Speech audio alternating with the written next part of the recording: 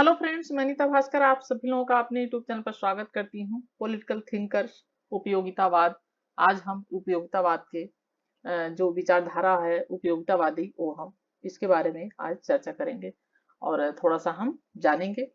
तो उपयोगितावाद क्या है ये पढ़ेंगे। और उससे पहले मैं कहना चाहती हूँ कि अगर आप चैनल पे नए हैं तो चैनल को जरूर सब्सक्राइब कर लें, बेल आइकन जरूर प्रेस कर लें, जिससे नई वीडियो की नोटिफिकेशन भी आपको मिलती रहे। और इसके साथ ही और अगर वीडियो पसंद आए तो लाइक कमेंट जरूर करें। ठीक है, तो चलिए शुरू करते हैं। तो उपयोगितावाद मूलतः एक अंग्रेजी विचारधारा है और यह उदारवाद का ही एक रूप है। और इस विचारधारा के जो प्रतिपादक है जर्मी बेंथन और जेस मिल, ये सभी लोग कहाँ के थे? ब्रिटेन के ही थे। और मेन जो है जर्मी बेंथन। तो जर्मी बेंथम के बारे में थोड़ा सा जान लेते हैं। जर्मी बेंथन जो थे, उनका जन्म 15 फरवरी 1748 ईस्वी को लंदन के एक प्रतिष्ठित वकील परिवार में हुआ था। कब हुआ था? 15 फरवरी।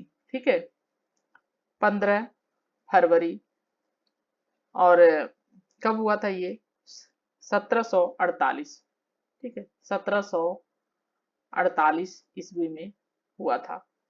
और एक वकील प्रतिष्ठित परिवार था, उसमें हुआ था। और उन्होंने अपनी विलक्षण बुद्धि के बल पर मात्र 4 वर्ष की आयु में ही लैटिन भाषा का ज्ञान प्राप्त कर लिया था। और उसने 13 वर्ष की आयु में ही मैट्रिक यानी 10वीं तथा 15 वर्ष की आयु में 1763 में ऑक्सफोर्ड विश्वविद्यालय में, किस विश्वविद्यालय में? ऑक्सफोर्ड विश्वविद्यालय में। ठीक है, और आप जानते ही हैं कि कैसा विश्वविद्यालय है ये।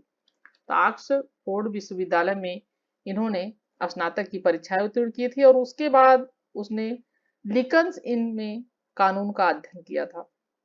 ठीक है, और वहां से कानून का अध्ययन करने के पश्चात उसने वकालत करना शुरू किया। और वकालत के पेशे से उसको अनुभव हुआ कि इंग्लैंड के कानून में भारी त्रुटियां हैं, और ये त्रुटियां इंग्लैंड के कानून में होंगी तो न्याय व्यवस्था क्या होगी? निरर्थक होगी। और उसने महसूस किया कि कानून भंग करने वाले दंड से आसानी से कैसे बच जाते हैं, और निरपराध जो हैं, जिन्होंने कोई अपराध नहीं किया है, वो क्या है? दंड पाते हैं।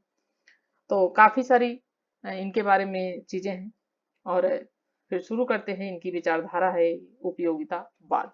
ठीक है, तो उपयोगितावाद नैतिक और राजनीतिक सिद्धांत के एक व्यापक वैज्ञानिक प्रयोगवाद के आधार पर स्थापित करने का एक प्रयास था। उपयोगितावाद मुख्यतः सकारात्मक मनोविज्ञान को आधार मानकर, ठीक है, सकारात्मक पॉजिटिव मानकर मानव मस्तिष्क के तत्वों का क्या करता है? संश्लेषण करता है। उपयोगितावाद का मुख्यतः दूसरा आधार क्या है? नैतिकता है, जिसका संबंध मनोवैज्ञानिक सुखवादी सिद्धांत से है, यानी सुख से है। उपर्युक्त सिद्धांत के अनुसार व्यक्ति का चरम उद्देश्य क्या है? हमारा क्या उद्देश्य होता है चरम? हम यही तो चाहते हैं कि हमें अधिक से अधिक मात्रा में सुख की प्राप्ति हो। हाँ? आप पढ़ाई कर रहे हैं, आप नौकरी करना चाहते हैं, आप परीक्षा देना चाहते हैं, तो यही तो चाहते हैं कि आपको उसमें सफलता मिले, आपको उसमें सुख की अनुभूति होगी। सफलता मिलेगी तो क्या होगा? आपको आपकी सुख की अनुभूति होगी, आपकी आर्थिक स्थिति अच्छी होगी, आपकी सामाजिक स्थिति भी अच्छी होगी, आपकी राजनीतिक स्थिति भी अच्छी होगी। अगर आप किसी पद पर हैं तो आपकी सारी स्थिति अच्छी होती है, वरना आपके पास, अगर आप किसी पद पे नहीं है तो आपको कोई भी पूछने वाला नहीं है। तो उसी तरीके से जिस कार्य को करने से मनुष्य को सुख प्राप्त होता है, वह क्या है? अच्छा माना जाता है। अगर हमें कोई काम करने में आनंद आता है, हमें कोई काम करने में अच्छा लगता है, तो वह क्या है? सुख है। ठीक है, हम उसको करने में क्या सुख की प्राप्ति करते हैं। और जिसके करने से मन दुख हो, मन को दुख हो, बुरा लगे, वह कार्य क्या है? वह कार्य अच्छा नहीं, वह कार्य बुरा है। दूसरे शब्दों में सुख ही एक मापदंड है। ठीक है, उपयोगिता सिद्धांत क्या है? सुख ही एक मापदंड है उपयोगिता का।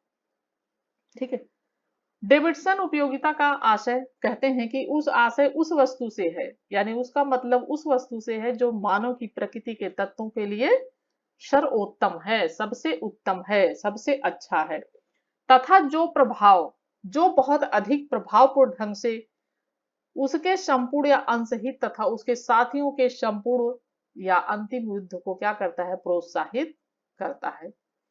उपयोगितावादियों के अध्ययन पद्धति को देखकर आल्वे का कहना है, वैज्ञानिक है ये भी, तो इनका कहना है कि उपयोगितावाद न्यूटन का जो सिद्धांत आपने पढ़ा होगा, न्यूटन के सिद्धांत को नैतिक और राजनीतिक शास्त्र में क्या करता है, लागू करता है। ठीक है। उपयोगितावाद का इतिहास क्या है? यद्यपि उपयोगितावाद का विकास जो है 19वीं शताब्दी में हुआ, फिर भी सुखवाद की विचारधारा जो है ये प्राचीन है। प्राचीन यूनान में अरिस्टोफेंस और एपिक्यूरियन दार्शनिकों का दृष्टिकोण सुखवादी था, यानी इनका भी यूनानी थे ये, और इनका भी दृष्टिकोण जो था वो क्या था, नजरिया था वो सुखवाद का ही था। प्राचीन भारत की बात करें तो प्राचीन भारत में जो चारवाक दर्शन है वह सुखवाद में अति विश्वास करता था। तो चारवाक दर्शन था उसमें इस सुखवाद को उसमें विश्वास करता था, सुखवाद में, यानी अधिकतम व्यक्तियों का अधिकतम सुख की प्राप्ति। मध्य युग में बात करें तो मध्य युग में विचारकों और जनता दोनों का ध्यान मुख्य तथा आध्यात्मिक और धर्म की ओर रहा। ठीक है, कहाँ रहा, आध्यात्मिक और धर्म की ओर रहा मध्य युग में, और फलस्वरूप मध्य युग में सुखवाद का कोई भी पदचिन्ह नहीं मिलता है क्योंकि उनकी स्थिति धार्मिक हो गई थी। आधुनिक युग में सर्वप्रथम अंग्रेज दार्शनिक डेविड ह्यूम ने उपयोगितावाद का विचार रखा। ठीक है, अनुबंधवादी इतिहास का खंडन करके यह विचार रखा कि राज्य की समुचित व्याख्या उपयोगितावाद के आधार पर ही संभव है। कम्बरलैंड ने भी उनके विचारों का समर्थन किया। फ्रांसीसी विचारक हड्सन ने कहा है कि वह कार्य सर्वोत्तम है जिसे अधिकतम लोगों को अधिकतम सुख की प्राप्ति हो।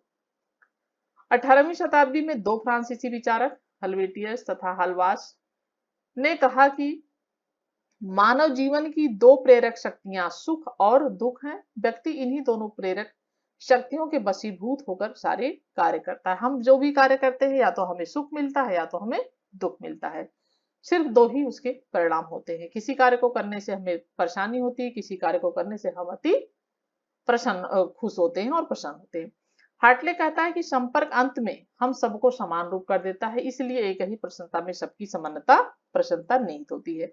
हार्टले कहता है कि संपर्क यानी एक दूसरे का के संपर्क में हमें रहे, हमें एक दूसरे के संपर्क में रहना चाहिए, आपस में बातचीत करते रहना, आपस में मिलते जुलते रहना चाहिए, सबको एक होकर रहना चाहिए। वो उसमें भी क्या होता है, उसमें सब लोग उसे से खुश रहते हैं, प्रसन्न रहते हैं।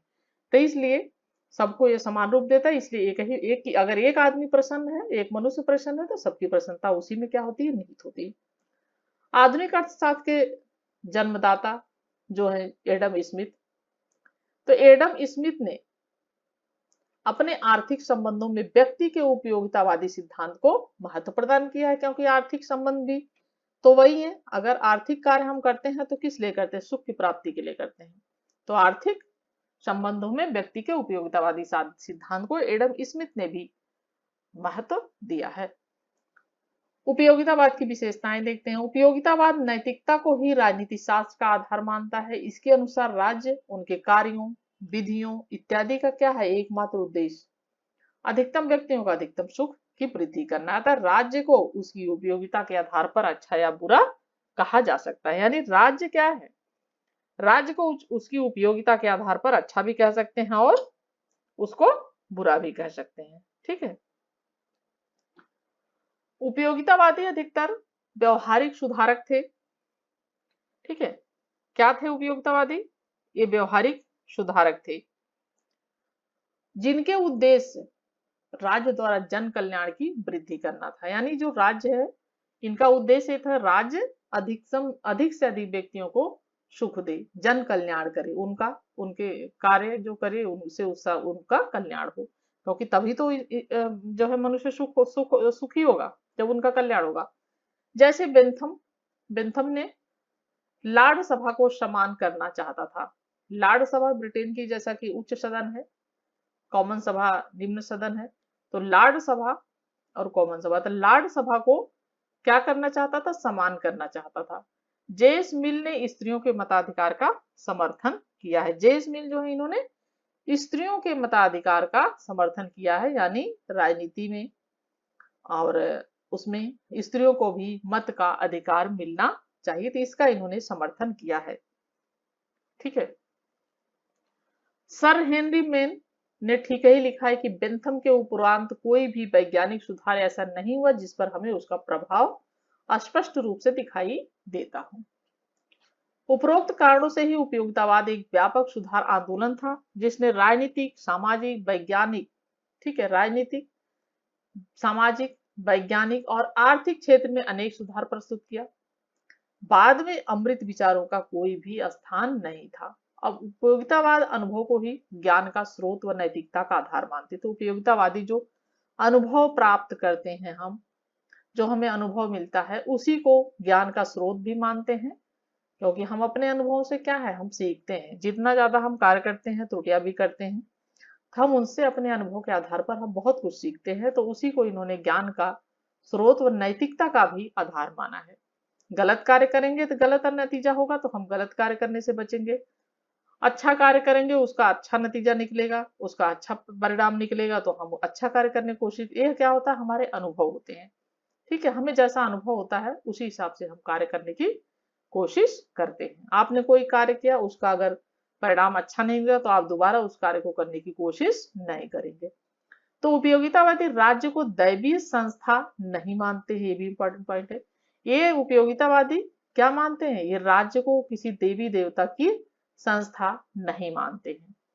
जबकि जो सिद्धांत हैं, राज्य की उत्पत्ति के सिद्धांत, दैवी जो संस्था है, दैवी शक्ति है, उसको पहली माना गया है कि सब कुछ ईश्वर का वरदान है, सब कुछ ईश्वर के द्वारा किया जा रहा है। तो दैवी संस्था ही नहीं मानते। इनका मानना है कि यह ऐसा नहीं है कि सब कुछ ईश्वर करते हैं। राज्य को मनुष्यकृत मानते, ये नहीं मानते कि राज्य देवी देवताओं के द्वारा ये सब कुछ किया जा रहा है, जो कुछ हो रहा है सब भगवान करते हैं, ईश्वर करते हैं। ये मानते हैं कि जो भी कुछ करता है राज्य, क्या करता है, वो मनुष्य होते हैं, वो करते हैं। पर उस प्रकार नहीं जिस प्रकार समझौतावादी मानते हैं। ये दैवी संस्था नहीं मानते, लेकिन समझौतावादियों की तरह बिल्कुल ही ऐसा नहीं मानते कि सिर्फ समझौते के आधार पर ही राज्य की उत्पत्ति और राज्य का विकास हुआ है।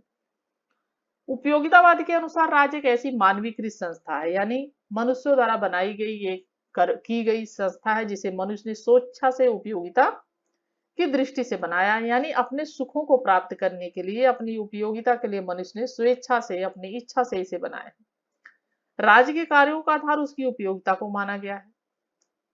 राज्य के कार्य क्षेत्र में व्यक्ति की स्वतंत्रता के संबंध में उपयोगितावादियों के मत निषेधात्मक थे। उनके अनुसार व्यक्ति के सुख के मार्ग में राज्य द्वारा बंधन लगाना असंगत है। यानी जो राज्य है, अगर किसी व्यक्ति को किसी भी कार्य को करने से सुख प्राप्त होता है, तो राज्य द्वारा उस पर बिल्कुल भी बंधन लगाना उचित नहीं है, ठीक है।